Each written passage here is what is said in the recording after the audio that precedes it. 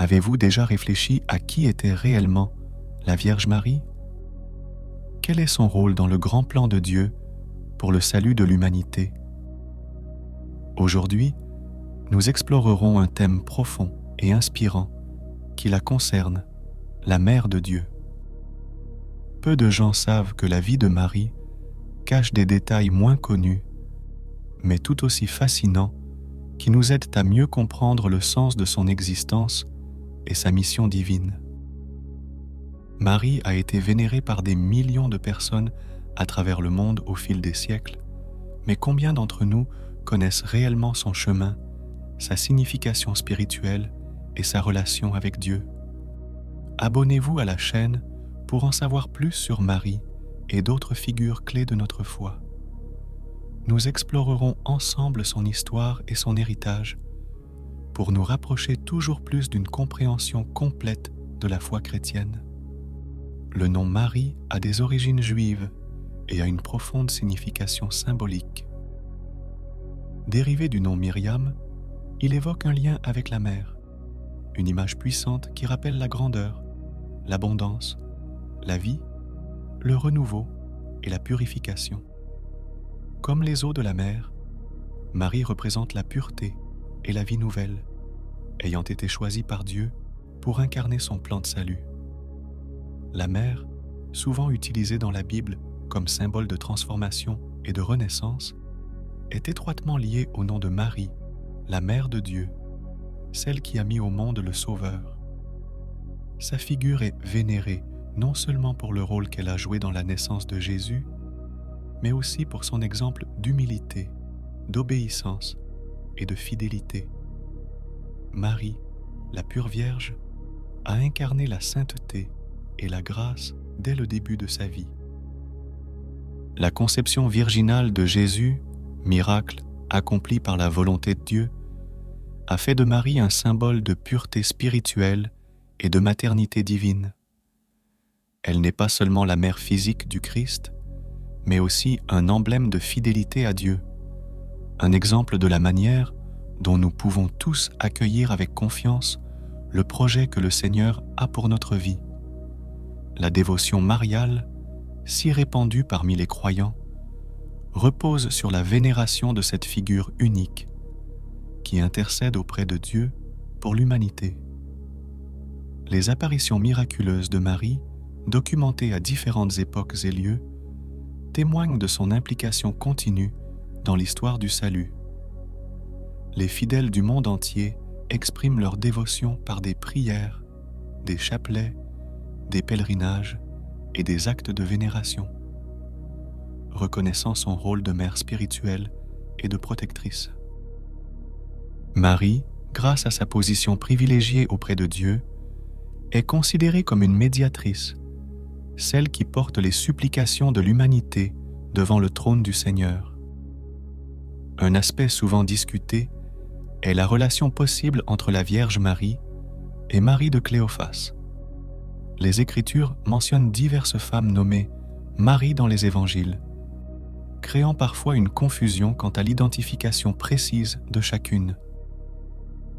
Dans Jean 19, 25, nous lisons qu'à côté de la croix de Jésus se trouvait sa mère, la sœur de sa mère, que certains interprètent comme Marie de Cléophas, et Marie-Madeleine. Cela a conduit certains érudits à spéculer que Marie de Cléophas était une proche parente de la Vierge Marie, peut-être une sœur ou une cousine.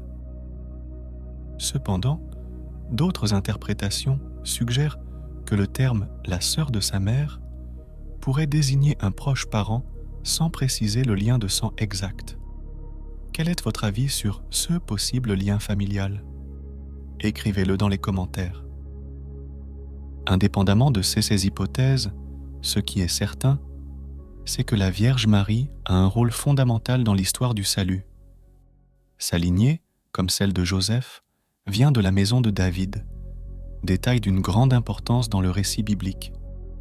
Selon les prophéties de l'Ancien Testament, le Messie aurait dû naître de la lignée royale de David, et la généalogie de Jésus, rapportée à la fois dans les évangiles de Matthieu et de Luc, confirme ce lien.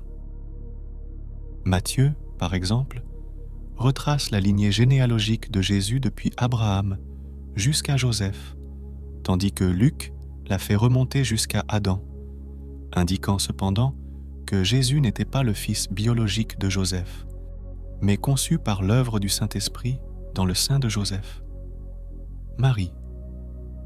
Ces détails généalogiques ont une signification profonde, car ils confirment que Jésus est l'accomplissement des prophéties messianiques, le Sauveur promis à Israël. Marie, donc, non seulement en tant que mère de Jésus, mais aussi en tant que descendante de la maison de David, joue un rôle central dans l'histoire de la foi. Isaïe 11, 1 a prophétisé « Une pousse sortira du tronc de Jessé, et une branche fleurira de ses racines. » Ce germe, c'est Jésus lui-même, né du ventre de Marie, fille de la maison de David. La fidélité de Dieu à tenir ses promesses est évidente dans cet accomplissement, et Marie en est le témoin et la principale participante. Mais le rôle de Maria ne s'arrête pas là. Dans le livre de l'Apocalypse, Marie pourrait être représentée à travers la figure de la femme céleste décrite dans l'Apocalypse 12.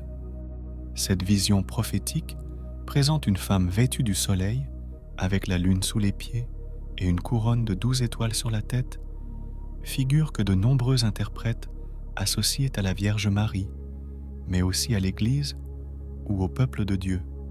La femme céleste, persécutée par le dragon, symbolise le conflit éternel entre le bien et le mal, entre Dieu et le diable. Et Marie, en tant que mère de Jésus, est celle qui a donné naissance au Sauveur qui vaincra le mal. Sa figure est donc étroitement liée à la bataille finale entre les forces du bien et celles du diable, combat qui culminera avec la victoire du Christ. Un autre moment de grande importance dans la vie de Marie est sa présence à la crucifixion de Jésus. Dans Jean 19, 25-27, nous lisons que Marie se tenait au pied de la croix, témoin de la douleur et de la souffrance de son Fils.